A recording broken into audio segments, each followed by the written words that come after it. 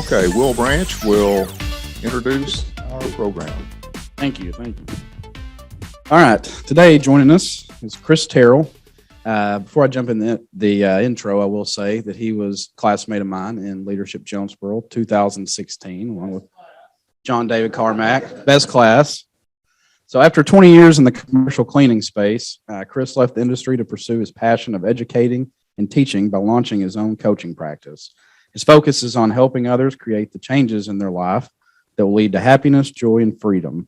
A lot of his clients use the strategies he teaches to focus on weight loss. Chris, who lost 125 pounds, strives to help others achieve the same level of success in this particular arena, as well as other areas of lives. His podcast, the Chris Terrell Podcast, recently made it into the top 15 in the fitness podcast category. Please join me in welcoming Chris Terrell. All right, I've been told I have to stay here, and I'm a wanderer when I speak, so I will do my best to stand still while I'm here. So I'm going to talk about driving change. Isn't it crazy how much Jonesboro's changed? So I went to high school here. Anybody remember when Caraway connected all the way through? Yeah. Or when A-State, the Red Wolves was not the Red Wolves. Remember that one? Or I still call it the old Methodist Hospital. I don't even know what it's called, but that's what I call it. And I'm having a hard time accepting a new gas station on top of Hilltop. I'm struggling with that. It looks different. It's not the one that I always went to. Does anybody even remember cruising Nettleton? How about that for a throwback? I did. I was there when they shut that down. So this town has continued to change. It seems, though, that no matter how much we all try to stay the same, life continues to change around us, right? Like time never stops, no matter what. You can decide, I'm good here, but life's going to just keep moving, no matter what. Now, I've always been drawn to change. I'm very much wired that way, I suppose. Some folks like status quo, they like cruise control, and some people like change. So people like me, I'm good at put me in a problem-solving situation, something where you're gonna have to create change. I'm gonna do well in that environment. And I used to pour this love of change into my professional career. I'd working 15-hour days was not weird for me. SG360, big janitorial company here. That was my dad's company. Helped start and grow that with him. And it was easy to dump all my energy into that. It was a family business. It was dumping it into a family legacy. But I did it to the detriment of myself. I didn't leave anything for me. I used to say things like, well, I know what I need to do, but I just don't. I'll get to that later. I'll start next week. I just need to find the time. Or my absolute favorite one, now is just not a good time. I can't do this now. I'll deal with it later. I'd say things like, I should lose weight. Come on, click ahead. There we go. I should start eating better. I should start paying off my debts. I should start my own business. I should read more. If I had to summarize everything that I would take towards my life and my personal life and my professional individual development, I could summarize it into one thing. I'll deal with it tomorrow. Because, and it's not like I'm setting up tomorrow me for success. No. I'm just going to let tomorrow me figure it all out. Present me is going to do nothing. The problem is if you keep punting it to tomorrow me, well, it'll never get done because eventually it's going to have to be a present you that makes the decision to do something. Eventually it's going to have to be you of a moment that says, yes, I am going to do something. Then one day, not sure what that is, but then one day, everything changed. Everything. I had been shoulding all over my life. I should do this. I should do that. I had been wishing for things to happen. I wanted things, but I just never seemed to want anything enough to actually do anything about it. I just like talking about it.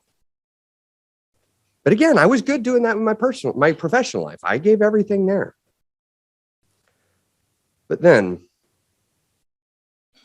I heard a word spoken by my dad,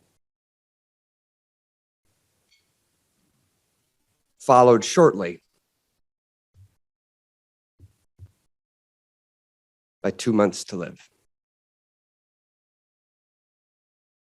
This was unexpected. Didn't know this was going to happen. Of course, no one does. You don't know you're going to have cancer coming.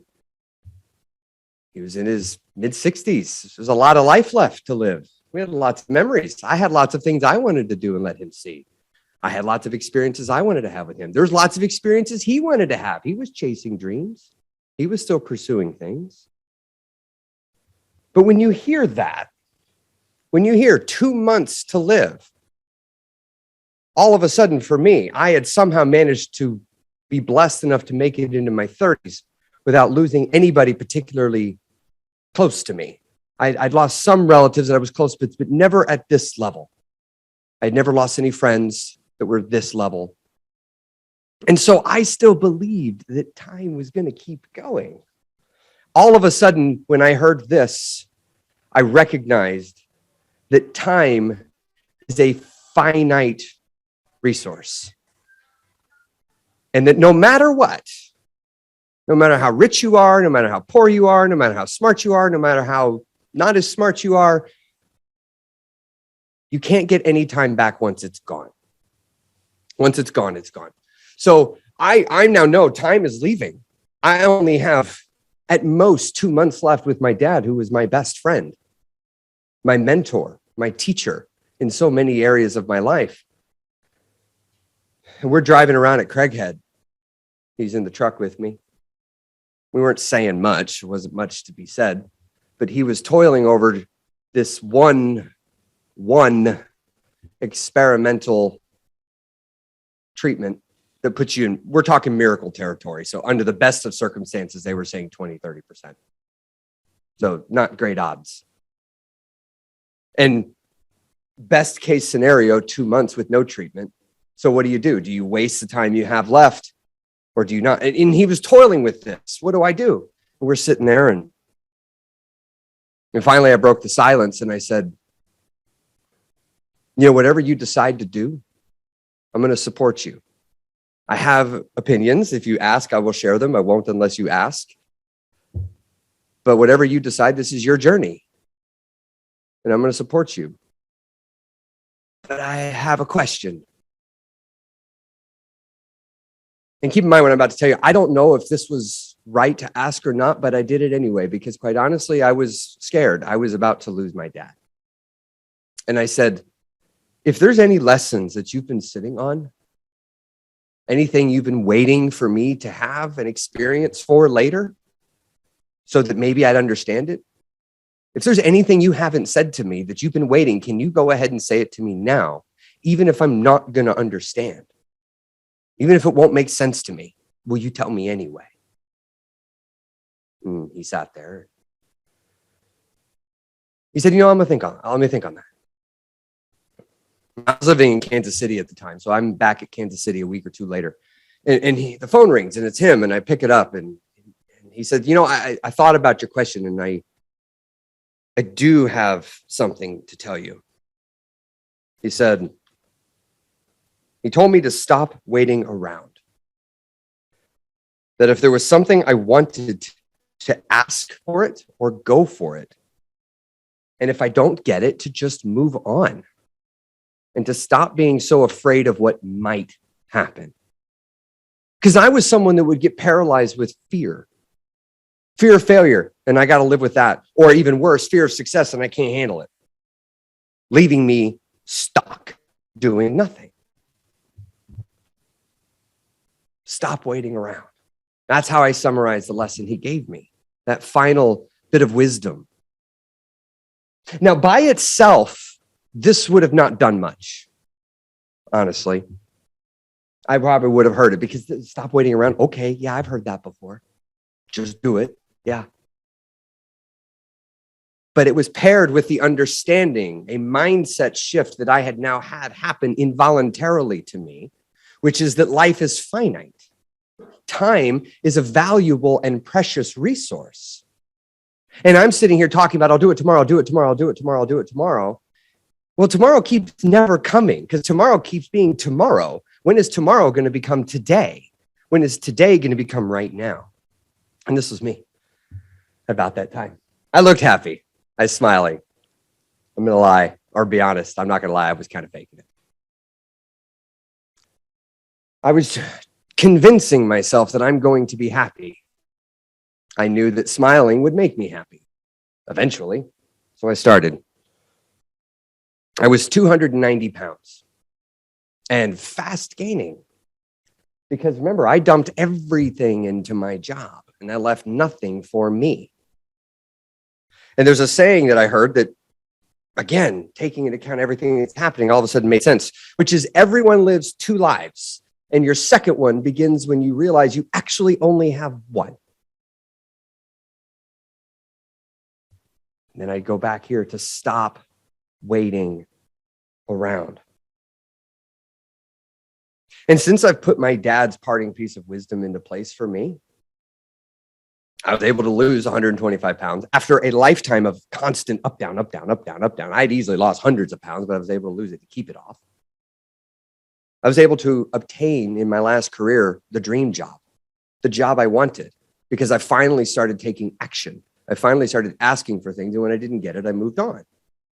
Ended up with all the perks and the pay and everything to go with it. Well, then I started getting addicted to this feeling of, oh, wait a minute, if I could do that, what else can I do? So I thought, I've always wanted to run my own business. And so I set out to do that. I wanted to get out of debt, and I got out of debt. I wanted to make peace with my own inner demons, the things that I was dealing with, and stop hiding and pretending like I'm the only one suffering in this world and the only one going through hard times. So I started reaching out and connecting to people and realizing, oh my gosh, so many of us are going through things. So many of us are trying to improve at all age ranges, from young to old, successful to unsuccessful, whatever that even means. I was able to go from running 0 miles last year to not being able to run a single mile without needing to walk, to on Christmas Day, for me to honor my father, I went and ran a half marathon without stopping by myself, just went and did it. And I did 25 kilometers last month. And this weekend, I'm running 48 miles for a race. And it hasn't even been a year. So all of this happened because I stopped waiting around. But I want to give you some action, some things that you can do, that you can take into your own life to hopefully help. Now, this is something that I do with my clients. I normally sign people up for 6, 12 weeks, and we take a long time to go over this. I'm going to compress it down into just a few short minutes and give you a few snippets. So this was actually really hard to compress this down for me. I have like 6 pages of stuff trying to go, what are the most important parts to bring to you today? And I whittled it down to a few things that if you take these away and apply it to your professional and personal lives, you will experience change and transformation in your life. Not maybe, you will. The first one, stop trying to change everything at once. Now I'm going to use weight loss as an example because it's what I do the most of. And I'm hypocrite number 1 at doing this. I'm going to lose weight. So I'm going to give up carbs. I'm going to start working out 6 days a week, even though I work out 0 days a week currently. I'm going to give up this. I'm going to do this. I'm going to go buy all this gear. And the next thing, I'm going to wake up tomorrow and I'm a new person. I've changed. And of course, what usually ends up happening, if you're anything like me, if I got lucky and managed to make it 2 weeks, I fizzled out because I burned out. What I was doing is changing so much so fast that it was completely unsustainable in every way. And when you're embarking on a change initiative, you have to hedge against burnout. I thought when I got into coaching with people that I was going to have to spend a majority of my time giving people like, hey, come on, keep going, keep going. And don't get me wrong, I do. But what I found more often than not in the beginning, I spend the majority of my time saying, I think you're taking on a little too much. What do you mean? I think just 2 or 3 things are fine. No, I should be doing more. No, you really don't need to be doing more. You haven't done these yet. So this gets to the next part though. So first thing, stop trying to change so many things at once. Pick a few things But then you need to set effective goals that go with that. And a lot of people, goals I have sort of a love-hate thing with, because you can't have a goal right now. Goal is more of an objective. But a lot of folks, if you spend so much time chasing a goal, well, you'll realize something. And I'm going to ask a question. Has anybody here ever achieved a goal that you took a long time to strive for? Anybody ever done that? Raise your hand if you don't mind. All right, so we've got a few. Has anybody then of you that raised your hand achieved that goal and felt that empty feeling that comes after, that you've spent 10 years chasing it and you get it? Now what? Anybody else felt that? Like, let people know you're not alone. Okay. I saw you nodding your head back there. You've definitely felt it. I remember when I started hitting these 10-year goals, I realized it's not the destination where the growth happens. It's what you have to become to get to the end that matters. And far too often we set goals, we only set the end far off goal. But there's 4 types. We need the incremental, we need the short term, the long term, and the life goal. A lot of folks are very good at life goals because those are basically dreams. Long-term goals are super effective to have because they give you a direction, but long-term goals need to change because the other important reason why a long-term goal needs to change is what you're going to care about in 2 years from now. How presumptuous are you to think that you know what future you is going to think? I don't know. I have thoughts that I want this. And then 5 years later, I'm still going after it. I'm like, but I don't actually want it anymore. But yet I'm still going after it. I'm like fall victim to the sunken cost fallacy big time. This is why you need shorter term goals, because shorter term goals are a little more tangible. But again, you can't have them right away. It's the smallest one that people mess up with, incremental goals. So this is the next thing right here. Focus on incremental improvements. A lot of folks are looking for it. Now, again, I'll use weight loss because that's one of my big things. Huge sweeping changes overnight. We like that feeling of momentum. We like to feel, oh my gosh, I made all these changes. And then 2 weeks later, you haven't changed anything. And now the work has set in, the grind is set in. It's like, oh, well, this isn't quite so fun anymore. And you've run out of things to change. As crazy as it sounds, when personal development comes in place, less is more. Anybody ever heard this phrase in business? Under promise and over deliver? That's good customer service, isn't it? Why on earth do you not do that for yourself? Why do you over promise and under deliver for yourself? Because I would do that. I want all these big lofty things. And then when I fall short, I just beat myself up and say, gosh, look, you're terrible. You failed again. And failure is a whole nother topic. But all of the changes that I've been able to achieve, I can trace back to a small first step. My 125-pound weight loss journey came from the decision to get into a pool and just swim for 20 minutes. I had no other, that was it, just that, which came from a challenge that my brother-in-law gave me where he said, I'm worried about you, man. Why don't you just move for 20 minutes, 3 days a week? And I'm like, come on, I'm not that bad. And then inside my head's like, yeah, but you're not doing it. I'm like, well, now I'm conflict here. Like, all right, fine, I'm going to do it. So I just started. And then I just took the next step. And then I just took the next step. And I'll bet every single one of you here in your life, if you look at the thing that you are your proudest accomplishment, your proudest achievement that you have gotten done, that took time, if you look backwards, I'll bet not a single one of you in here can go, yep, that went exactly according to plan, exactly how I wanted it to go. Totally, I got it. No. The dots connect and they make sense when you look backwards. But when you're looking forward, the dots make no sense. So all you can do is focus on taking the next right step, the next right movement. Having your long-term goal that keeps you direction, but being willing to change it as you need to, but focusing on the here and the now.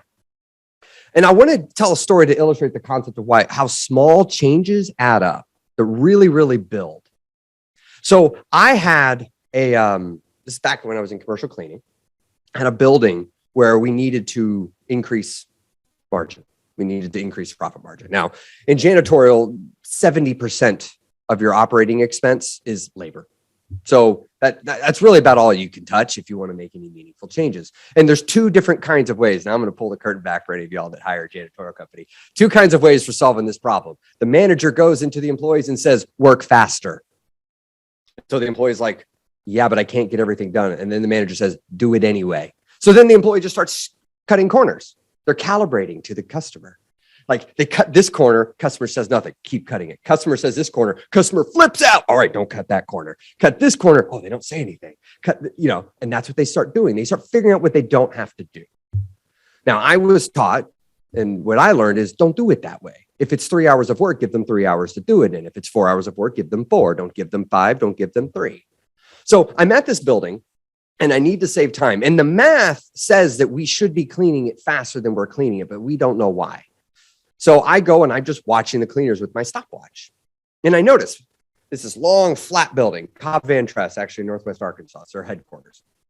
And it's just one single story building, long hallway, and there's just things on either rooms on either side. There was about 300 trash cans. And what was happening is that cleaner was taking the trash can to the door, walking into the room, grabbing the trash can, walking back out to the trash can, dumping it in, taking out the bag, putting a new bag in every time, and then walking back and putting the trash can back, walking back out into the hallway to walk down to the next room. So I go back to her the next day and said, hey, I want to make one change. I'm like, okay. I'm like, take that trash can.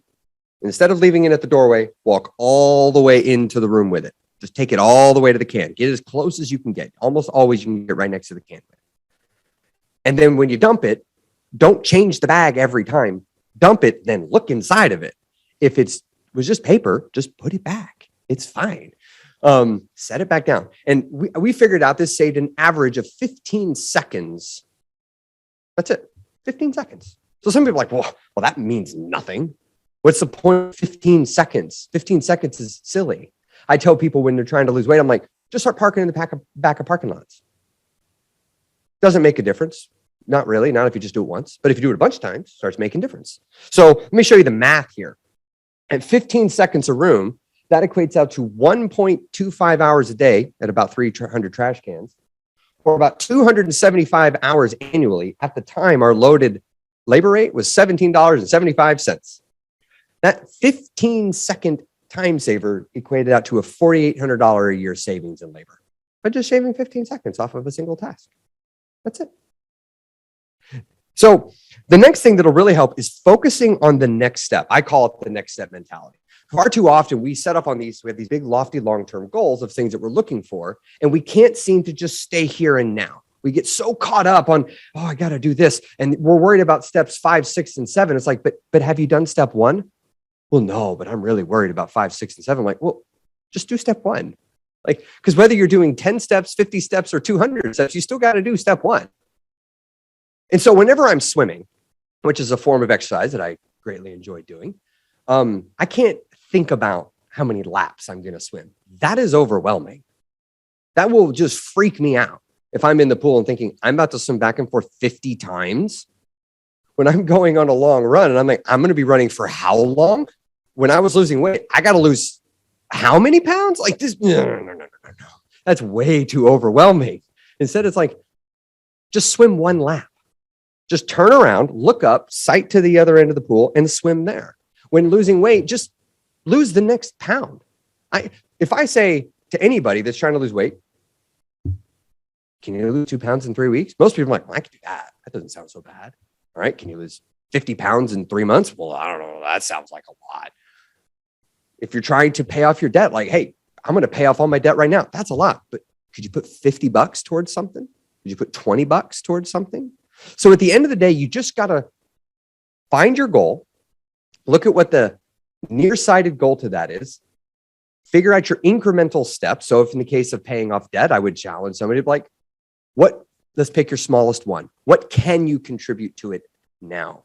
And then focus on that next step and start taking action to lead you to that.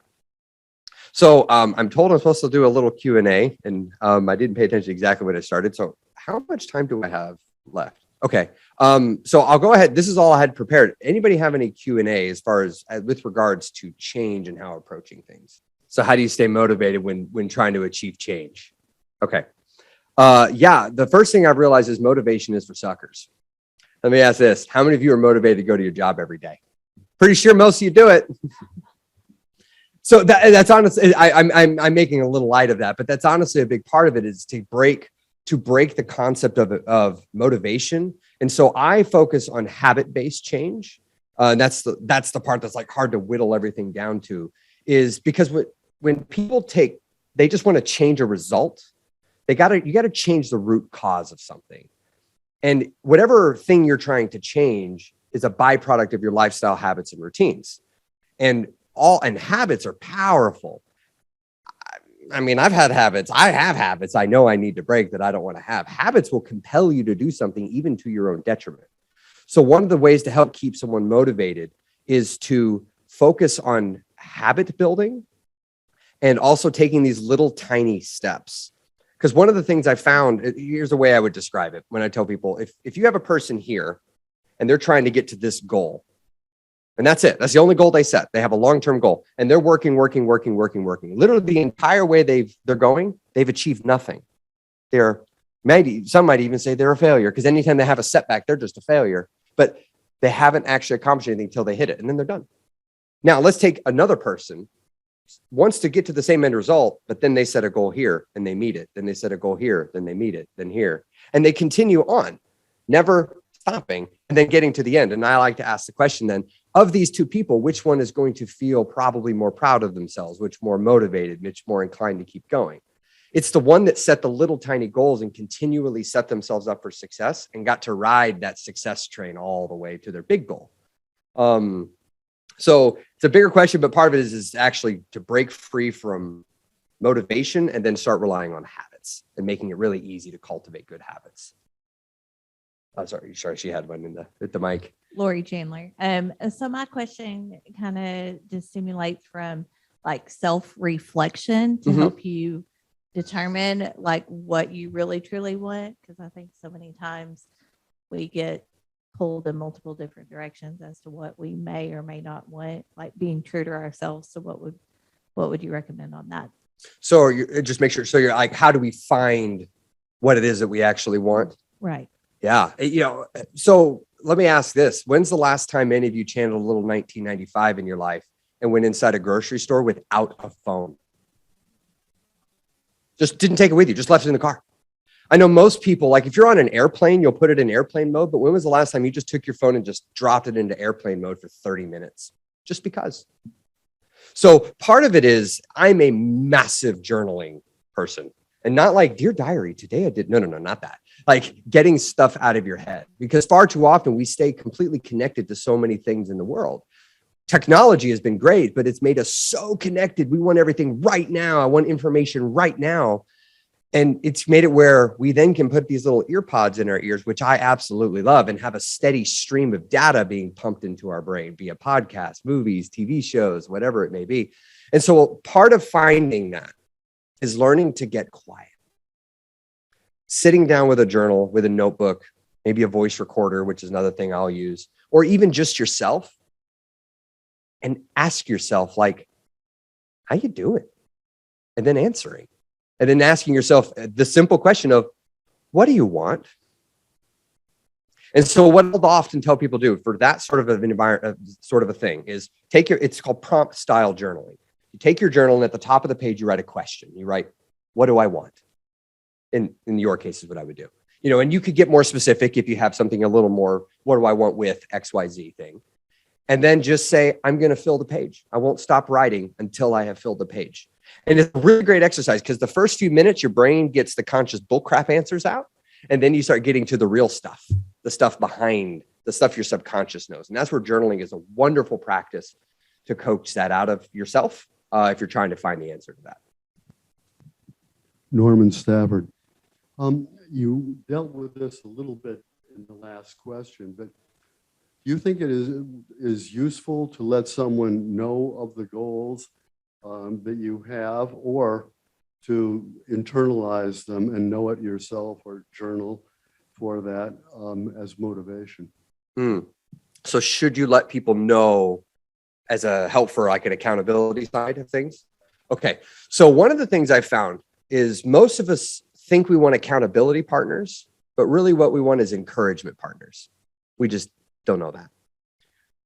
You know, with change, now there's two kinds of change, especially if it's one that we've been trying to do over and over again. And for me, with mine, it was weight loss. I'd had so many failed weight loss attempts that I just didn't want to tell anybody.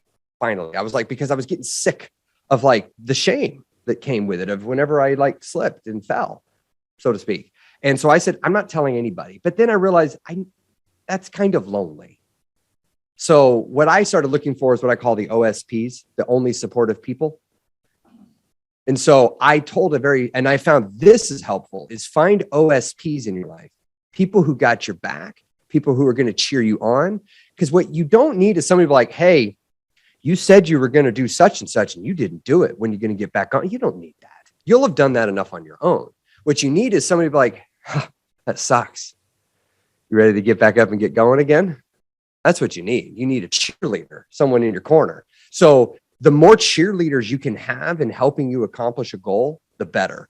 But if they're going to be a drain on you, if they're going to talk negatively to you, if they're going to pull you down, they honestly don't deserve a seat in watching your journey of whatever change that you're going through. They don't deserve to be there, because you don't need the toxicity being brought into your already troubled part of the journey when we're fighting against ourselves.